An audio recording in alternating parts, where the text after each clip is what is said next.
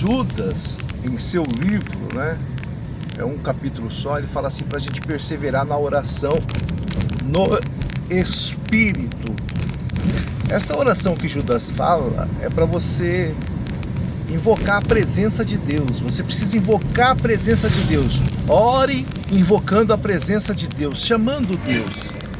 E a gente vai estudando e vai percebendo, né? A vontade de Deus para mim é boa, perfeita e agradável. Qual é a vontade de Deus para mim?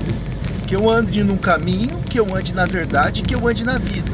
Quem é o caminho, a verdade e a vida? Jesus. Então tudo que Deus quer é que eu ande com Jesus, que é o caminho, a verdade e a vida. Ele é o sumo sacerdote, e se eu o aceito, eu entro em João 1,12, me torno filho de Deus, co-herdeiro em Abraão, né? E aí o que acontece?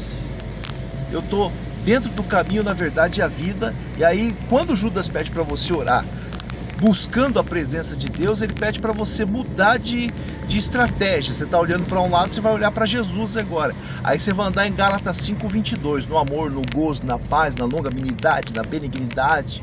Então isso é orar com a presença de Deus, isso é orar no Espírito de Deus, no amor, no gozo, na paz. Está descrito até em Romanos 5,5 e Romanos 8, 14, 15, 16. E em João 15, 5, 6 e 7 fala sobre isso também, que é uma maravilha para aquele que crê, aquele que acredita. E eu acredito nisso, né? Muitas pessoas confundem o que Judas está falando e pensam que aquilo ali é orar em línguas. O que é línguas para você? Línguas para mim é o português brasileiro, é o português Portugal, né? É o português, eu acho que de Moçambique também, Moçambique eles falam português de Portugal. Aí tem a língua inglesa da Inglaterra, dos Estados Unidos, tem a língua francesa, né? Tem a língua russa. Aí tem essas línguas, isso é orar nessas línguas. Quando Paulo está falando que ele poderia orar em línguas, Paulo ele tinha outros idiomas. Paulo ele poderia falar outros idiomas. Ele falava aramaico, hebraico, né? Ele falava grego. Paulo tinha esse conhecimento, né? Então ele poderia orar em aramaico, hebraico, em grego, em outras línguas também, em persa, né? Ele poderia. Então Paulo está falando disso, explicando isso para os judeus.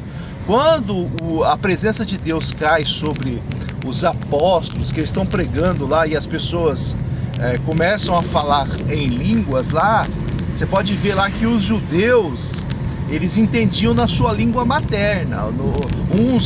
Olha, aquele ali está falando na língua egípcia, e ele conseguia entender, porque na língua egípcia aquele homem iletrado estava glorificando a Deus, falando maravilhas a respeito do caminho, tá entendendo? Aí vamos lá para o segundo ponto. Isso aí é oração em línguas, ok? As pessoas acreditam, hoje você tem o movimento pentecostal e o movimento neopentecostal que distorce isso. E aí você vê igrejas que se dizem renovadas, que também distorce isso.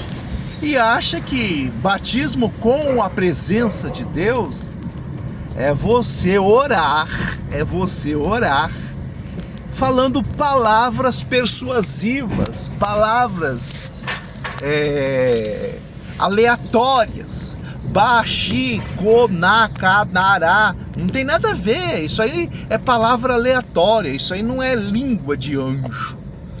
Se um anjo de Deus aparecer para conversar com você, isso será impossível de acontecer, tá? A não ser que você seja um Moisés da vida, um Davi, um Elias, um Eliseu, que é difícil, né? É difícil. Para isso acontecer, só se você for realizar uma coisa muito grande para Deus. Mas o anjo não vai vir te falar nada a respeito do evangelho. A única coisa que o anjo vai fazer é advertir você ou pedir para você ir para um determinado caminho, como aconteceu com Paulo, né? Falando assim, ó, siga nessa direção, mas não vai te falar nada a respeito do evangelho, porque tudo que Deus tinha que falar a respeito do evangelho, ele já falou em Cristo Jesus.